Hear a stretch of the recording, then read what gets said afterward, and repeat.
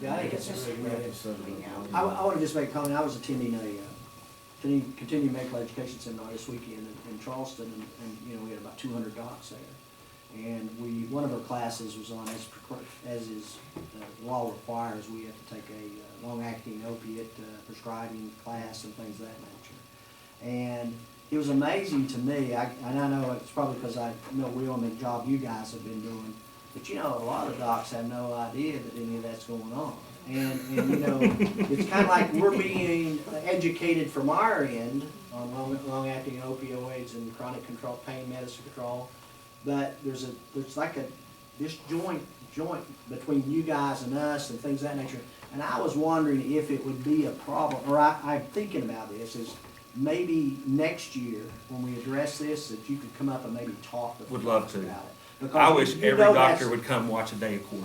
Exactly. Used to neglect exactly. that. Well, I mean, just to because see when what I talk to happens. them, they have really no idea of Yeah. what we're doing. I mean, no idea. And you know, and it's so important for them to be able to coordinate what we're doing with what you guys are doing. You know, we're seeing, you know, we hear all the time about our problems with our opiates and things like that. But you know, the situation exists where if someone's kicked out of a doctor's office that's on prescribed medicine, they either go get it on the street or they get heroin. And that's gotta stop. You know, there's gotta be some way that the judicial system and the community service people and the physicians can get together and say, you know, because, you know, there's no way that we have of telling you guys we've had to kick somebody out because they failed a drug test. So you don't know they're gonna be new on the street Great. and they're gonna be hitting these people when they can't get in to see another physician because they failed a drug test. And that's one of the things we need to kind of put our heads together and figure how we can address that. Along those lines, and this might be a surprise to you even as a physician, one of our biggest problems we're having right now as far as drug screens is Neurontin. Yeah. And my guess is there's probably 1 out of 10 doctors in the state would even think that that's an issue. But we're, Well, the Yeah. pain management specialist that talked to us from WVU this weekend basically made the comment that no one would die without Neurontin in their system. yeah, I mean, basically, I mean, that was one of the things they were seeing with us. So, and you're looking at, and you know, I face it every day. You know, I had to people come in- beg, actually David Port was the one that found the test, Yeah, to even be able to test for Neurontin. Yeah. We had it was being abused really bad, mainly in Boone. We had some issues with Lincoln. And I had the people in drug court, when we finally got the test, to say, this is your amnesty day. If you come forward and tell me you're abusing Neurontin, and Neurontin, if you don't understand, it's given to a lot of diabetics and things of that nature, Right, nerve for pain. My dad peripheral gets a prescription neuropathies, for yeah. it, you know, I mean, it's probably in 50% of the households in Boone, Lincoln counties, I would guess. You know, and it's not a controlled substance.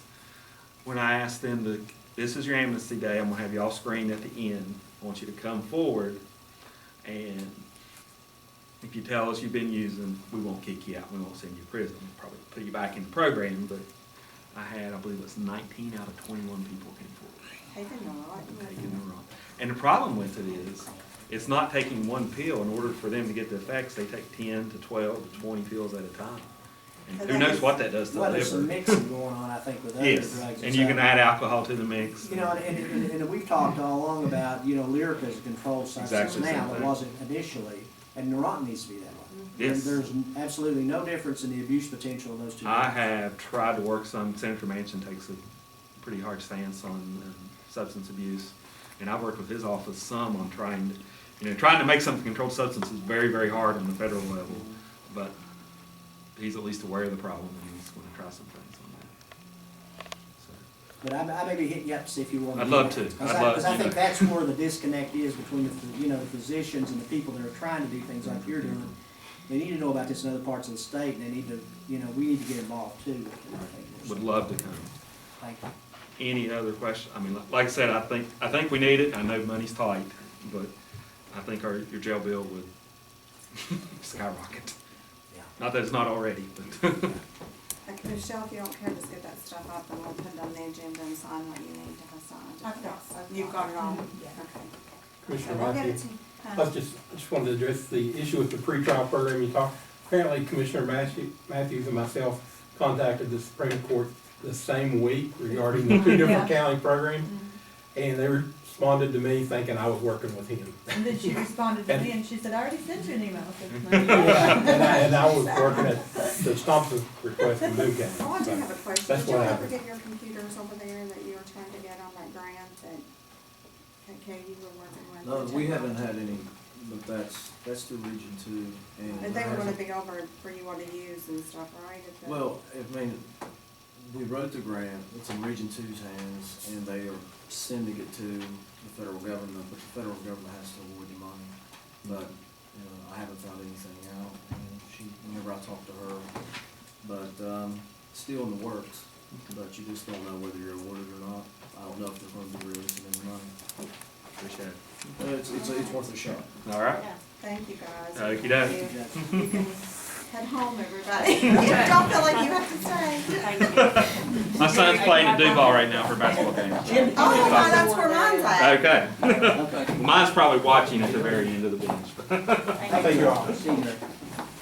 Okay, the McCorkle Community Center.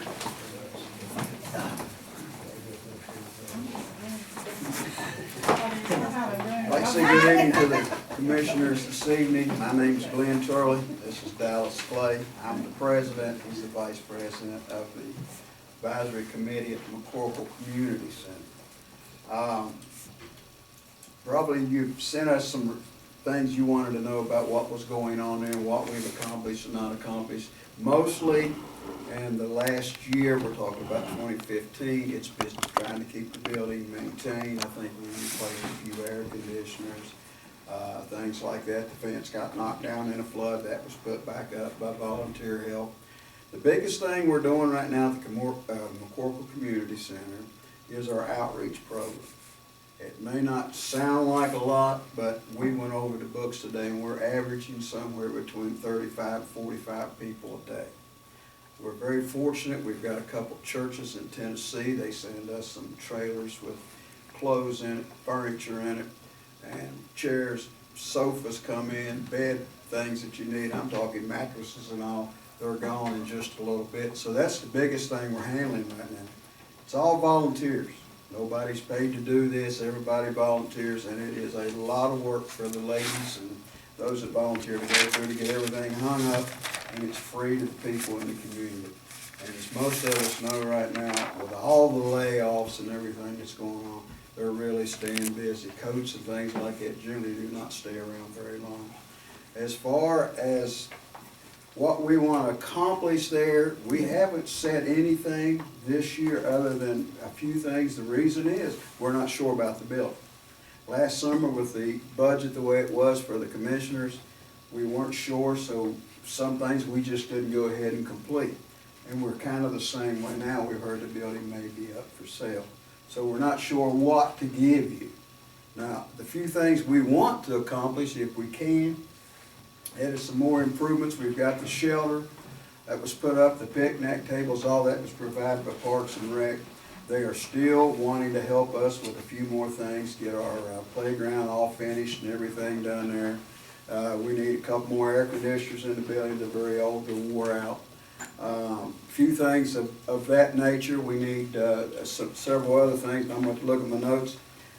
Some of the things that some of them mentioned was more gravel for the parking area. It was okay one time to have a street light put up on the power pole right there next to the front entrance of the building. It's completely dark at night when you do anything. We don't know what happened I have a there. folder, they can't find you, AEP says there's no such thing, and I said, well, I mean, we pay a bill, so I don't know, but, Yeah, they don't read the meter.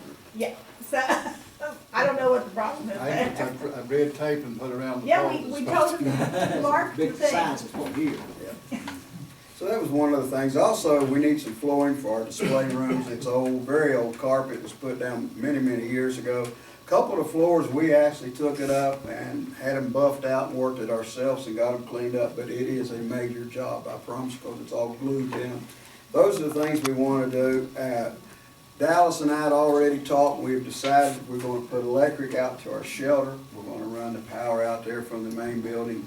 We hope to get it so when the weather breaks the community, we're going to open the gates like at 10 in the morning, try to close them at 8 at night. We've got volunteers that's going to open and lock the gate for us. So those are some of the things we're wanting to get done. As far as a budget is concerned, we have approximately, I think it's about $5,000 in our account there now. He's got the paperwork here. We are not actually asking you for anything tonight, other than if the building remains the McCorkle Outreach Center, that you continue to pay the bills that are part of their water, electric, and the gas bills. And if we do have any expenditures, which we're very conservative, that we could get reimbursed for some of that. Are you all renting any of the rooms out? We got one room rented right now, I believe, $125 a month, correct? 125 months, and we got the cafeteria rented for February 13th, and we rented for $50 a day, or a few hours, whatever they want to do. The auction didn't work out, they, No, well, we got, I think, maybe around $800 while they were there. But I think they moved up to Madison. well, they did. Yeah, it's, just wasn't enough turnout, I guess, just for. Profit.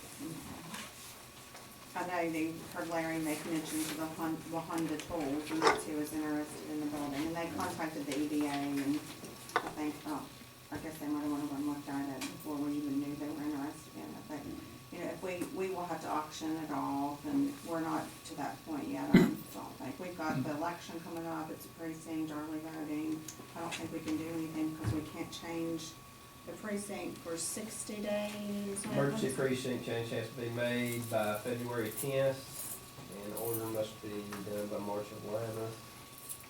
That's if we knew where it was gonna be. Right, so, you know, with the election coming up, we're not gonna do anything. And, you know, I don't know how serious they really even were about it, if they had to, so, I mean, I was approached about it, I had to tell everybody, and that's just about where we are on it, so. The other thing I would suggest, I've asked the Hearts Community Center to provide, like, when they have people come into there, just to sign a thing that they're coming in and keep a record of who comes in and stuff. We Y'all do that? have no look at. Okay, good deal. Good Is deal. that That's to fine. rent out a room, is that what you're talking about? No, I'm just talking so we can see the usage of the center, you know, see how many people's using it. Actually, I have one with me if you would like. Well, that's okay, as long as you're keeping track of it, Yes, that's sir. what we want, okay? That's where we got our average from. Okay, sounds good. And And, this account here, that's what I've been doing since, Lawrence and his wife, they moved down to Putnam County, and they resigned over there. And this is, what I've been doing since I've been taking care of the finances. Of course, we are encouraging you to try to rent out some rooms. We'd love to. Okay, all right, guys, that's, Thank you. Appreciate it. all right. Rick McDowell.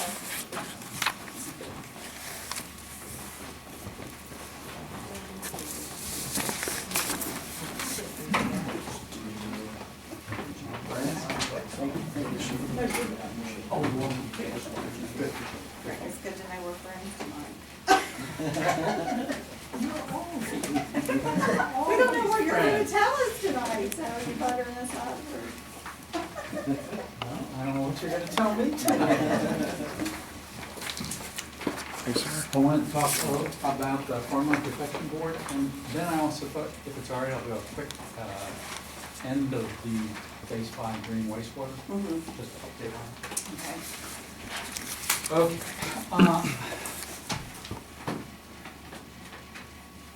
Obviously, you know how complicated all this stuff Yes. is. And I thought maybe as the board, as the Farmland Protection Program, for those of you in the audience, is a program that we've got statewide that the state legislature put into place early in the 2000s. And the goal is to set aside farmland through easements, which would mean that the property could only be used as a farm, couldn't be developed into anything else, it had to stay as farmland. So we've been working on that since 2006, which was when the Farmland Board was formed. And probably about 2008, 2009, I think.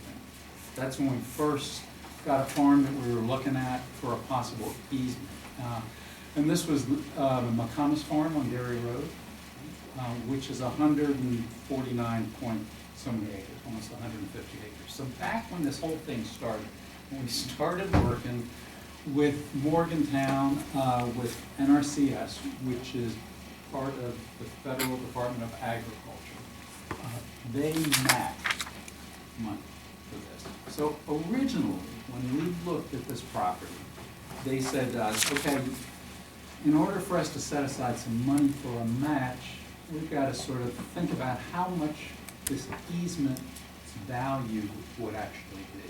And I don't know where the 258,000 really came from. It was sort of like a guesstimate, but that's what the easement might be worth.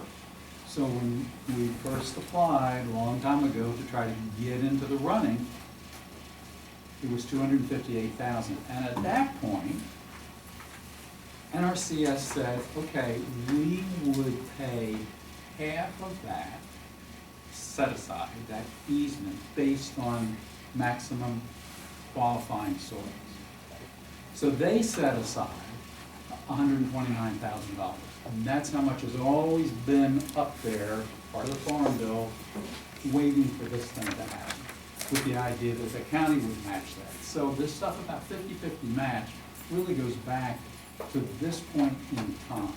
But the kicker is that it's about qualifying soils. And I think that's something that the Farm Land Protection Board didn't really understand what in the world qualifying soils were. So let's move forward from that. But that's the first sort of dark lines are way back then. In order to move this forward, we had to have these appraisals done of the property. And the first appraisal we had to have done was what's called the highest use appraisal plan. And that's for the maximum amount of money, of real estate money that might be possible for the property, based on other farms, other sales, and other places. And the appraiser came up with this $523,000. That's the maximum value. But what happens when you think with little pencils, what happens is when you put the easement on the property, the value of the property goes down because it can only be used as a farm. You can't use it for anything else. So we had to have another appraisal, and that appraisal for the easement itself came up with a value of $343,000. What happens next was you look at the total number of acres, the 149 acres, and you figure out the value per acre based on the easement, and that comes up to $2,293 per acre. Soil conservation folks said that of this property, only 46 acres were qualifying soils.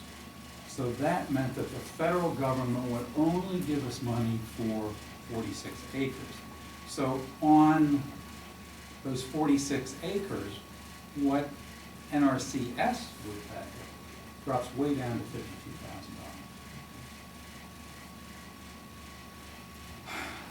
Yes. No. Okay. I'll get you in a minute. It's a one-to-one match? It's a one-to-one match on the qualifying acres, See, there wasn't not on the qualifying total acres. easement. So the qualifying acres is 52,000. The qualifying acres of 50,000. So then the issue becomes, okay, that's all the feds are gonna give us, 52,000. We, the Farmland Protection Board, would have to come up with the difference between that amount of money, the qualifying acres money, and whatever the owner says, I've gotta have. The owner doesn't necessarily have to say 523,000 or any other price. And as we discussed this, we had a meeting on Monday. After all this, Sam's decided to withdraw this farm. There were. So, let me get this straight. Yes. This guy withdrew the farm. He withdrew. So this is no more. This This is moot. This is moot at this point. Do you But have- we just, it seemed important to try to make sure that everybody saw where we started back in whatever it was, 2008, what the expectations were, why there was that much money set aside at the federal level, and then I mean, I don't know if you can tell us this or if it even matters at this point, but this has been going on 7 years. How many thousands of dollars has been spent? Do you have any idea? I mean, we could probably figure that out. I mean, we've got spreadsheets and all those I things. mean, I would like for you to figure that out, just to see how many, I mean, we're talking thousands. We probably are talking about some thousands of dollars. Appraisers, Lot of lots and personnel, lots yes. of them meeting and work, because there's been all kinds of obstacles that you've There been have. across. But they weren't all, not every obstacle was specific for the farm, for that farm. Like the obstacles of severed minerals, that, I mean, That would be almost anywhere. in that this would be town. anywhere in this county. The obstacle of who's qualified to do an appraisal, that's any place in this county. So some of the, I mean, we might be able to back out, okay, this specifically was only about the McComas property, this was, you know, a little broader. Can you tell us why he decided this point was Um, this well, he- appraisal and stuff? No, he said it had nothing really to do with the appraisal. As this got more and more complicated for him, he just felt more and more, and I'm putting words, I don't have a direct quote. One of the issues was he was worried about what he might saddle his children with in this whole process. You know, what, as confusing it has been so far, in 2 years, when the feds say, okay, any easement now has to have, you know, blah, blah, blah, blah, blah, done to it. He was worried about that issue. He was worried about the possibility of the Board of Education doing some eminent domain, taking some of his farm, and what you do about the value then. Well, of could that. they even do that with the easement, I guess? I mean, this is bothersome to me, that this much time and effort and money has been spent on this to get up to right here at the wire, because this had to be turned in. Yeah, we were pretty much the wire. I mean, now, I think that I don't know how you all feel, need to think about how we move forward with this. Do we need to try to do another easement? Do we need to get out of this business of, I mean, I don't, One of the thoughts that the board had was that we have to go in really understanding the qualifying soil stuff much better. And as we look at properties, I mean, it might have been, in hindsight, might have been better to say, okay, Sam, let's just put an easement, not on your whole farm, let's just put an easement on the bottom which was, between the river and the road. because that was all that Because was that's where the qualifying. qualifying soil is. So that the easement would be on the 46 acres. But I think at any farm in this county, because I've looked at the map that lights up different colors of the qualifying acres, there's not very many farms that has very many qualifying acres That's on true. it. So, I mean, That's are we true. just trying Well, to I get think something that's the not really- other piece is our relationship with the guy in the conservation district. Because they have the ability, we talked about, you know, the NE soils stuff. There are some soils on the McComish property, which are soils in other properties in Lincoln County, that are prone to flooding, and so they're not rated as qualifying soils, but they're very rich. I mean, they're the best growing soils because you've got all this stuff that over hundreds and hundreds and hundreds of years has been deposited there. So we've been trying to get the guy in Conservation District to recommend that NE soils be considered as locally important, which would make them qualifying soils. Would that still be a match for the NRC? Yes. It would get. It would, Okay. and it would have raised it by like about, I think we figured $10,000 more, but $10,000. And going forward, that might be a valuable thing to have. You know, I wasn't there Monday, and I wasn't there because I didn't want me being there, because we thought it was gonna come down to a vote with the board. Oh, would it? Yeah, so, And I mean, I didn't recommendation to you want all. me being there influence anybody one way or the other. But, I mean, was the board's thought that we should go out and try to find another farm? I mean, I just, Yeah, I think the board's thought was that they were, I mean, they've been tasked with being on the board to try to protect farms in the county.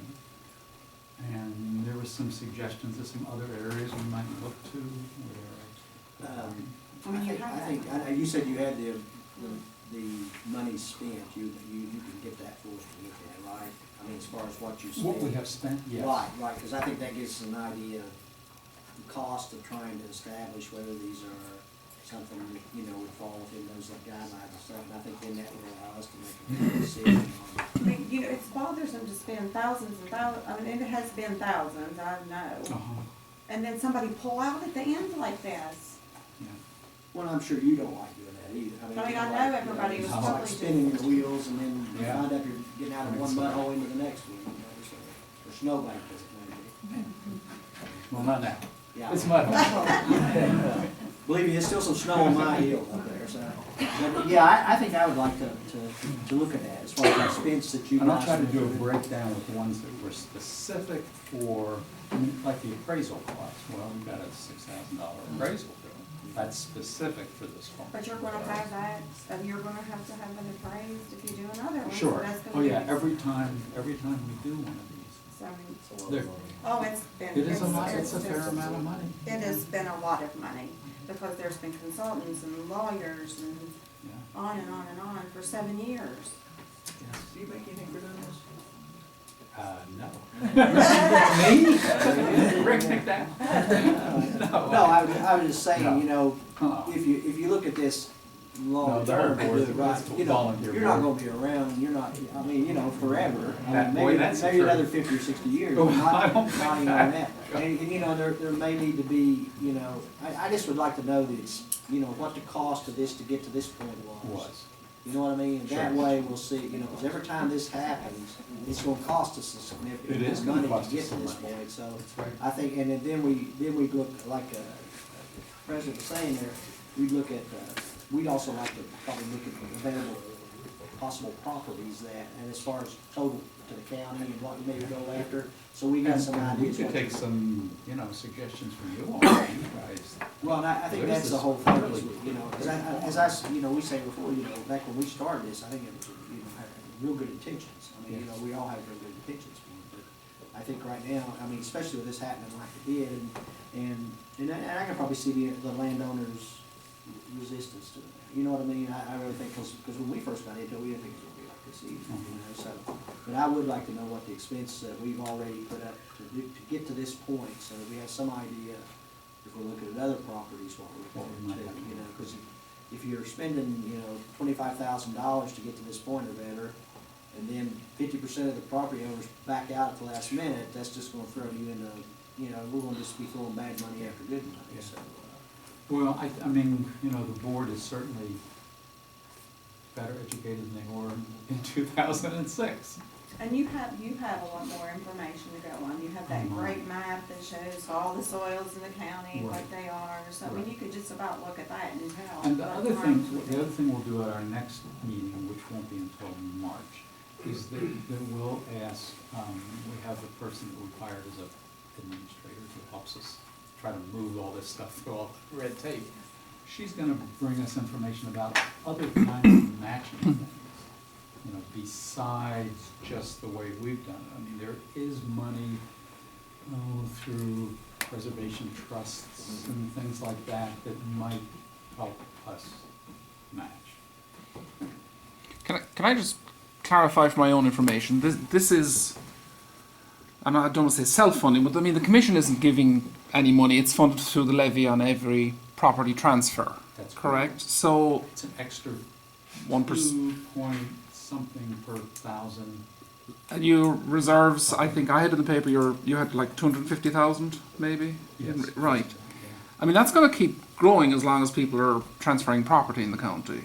As long as we don't buy an easement. But is We don't purchase an easement. Is there any precedent statewide of stopping the program and giving the money back to all the I don't know who you give the money back to. if it's I've stopped. thought about this, and I've even talked to different people about it. The problem is, I mean, we could go back and it would be a daunting task for the clerk's office to go back through every land transfer in the past, 8 you know, years. But I 8, think 10. the important thing is that, you know, in the future, people don't have to pay that if we're not But doing it. yeah, if we stop it, then we can stop So that. there's Right. gonna be But- less cost to the, you know,